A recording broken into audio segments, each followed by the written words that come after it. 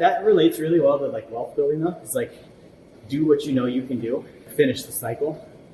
Don't throw around heavy weights just because it looks cool. That's how you get injured. It doesn't actually build muscle, you know? Same thing with investing. Like, if I know a deal works out, even if it's not the sexiest, I'm going to do that deal, not the thing that everyone else is talking about, or, you know, the thing that's going to give me the most hype. Because in finance, getting injured means losing money.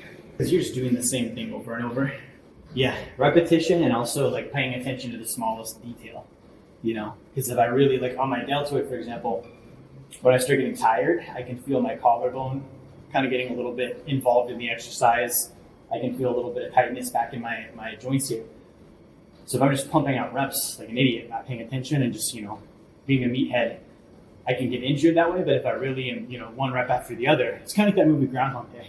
You live the same thing over and over, and eventually you get really, really good at that thing. So I can start paying attention to, okay, well, what do I need to adjust? I think that's the way success works too. You do the same shit over and over and over, because it's just these things. It's not a whole bunch of stuff you've got to do. You become a master at that movement or that little piece of it. I think all of those things, though, are the same basic principles, like, you know, having a good marriage or being in good physical health or financial health. I think it's all the same mindsets, viewpoints, you know, similarities. That might be a trick of the physical universe of like, be disciplined, you know, put the right things in, get rid of the right things, be consistent. Because it's cause and effect. If I'm doing it to myself, it's strength. If something else or someone else is breaking me down, you know, then there's, depending on my attitude, there's chance for me to be effect instead of cause. So I love the mindset of this. It's like, I'm gonna freaking do that to myself. If I do it to myself, no one else can. I beat them to it. And I'm taking cause over the reason why I'm getting stronger, right? Instead of something happens to me and now I've got to recover from it. It's like, no, I caused that to myself and I have the recovery. I think it goes in phases. So the body is all about maintaining homeostasis. It wants to go back to like its normal range, fight or flight, right? So I can push my body past that and it will, you know, for a temporary time, it'll give me good things. You know, I can get extra strength. It tests my central nervous system so I can handle more pain and more intensity, and then I can get more growth from it. But as soon as I'm out of that environment, the body's going to try and go back to homeostasis. So as long as I'm allowing that and facilitating it and then giving my body enough nutrients during that recovery period, then I can train, you know, past those thresholds all the time.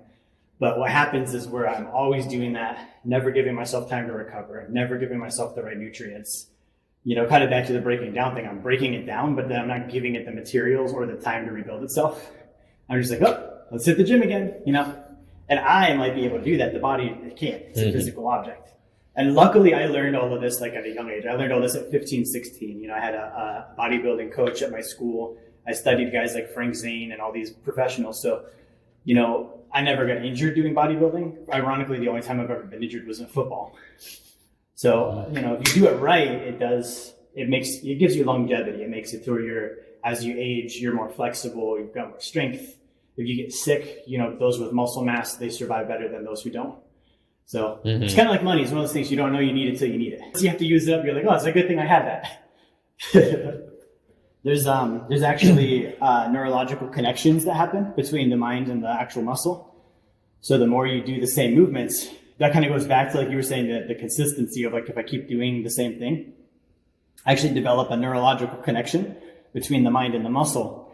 So I'm able to like, and I've actually tested this with technology, and like someone that's done that, they can recruit more muscle fiber. So when they're doing a lift, they can think about the muscle and make it do more work than it could otherwise.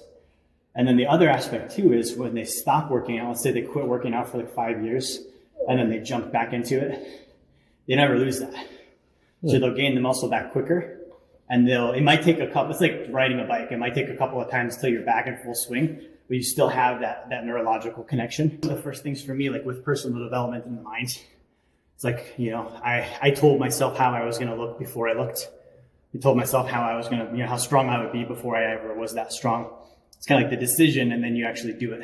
And the funny thing is that the intention has to be there. You know, like quite literally, if I'm doing curls, this is a communication between my mind and the arm, you know, telling it to move, telling it to squeeze. So there has to be intention underlying the communication, just like with any communication.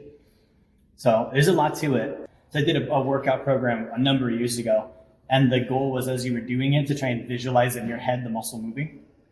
And so that was another one where I was like able to like do that. And like I'm doing pull-ups and I'm actually thinking about what my back muscles are looking like while I'm doing it. I was able to get that much more out of the pull-ups and get that much more like burn and soreness. You know, those are the things. If you feel that, you know, you did a good job.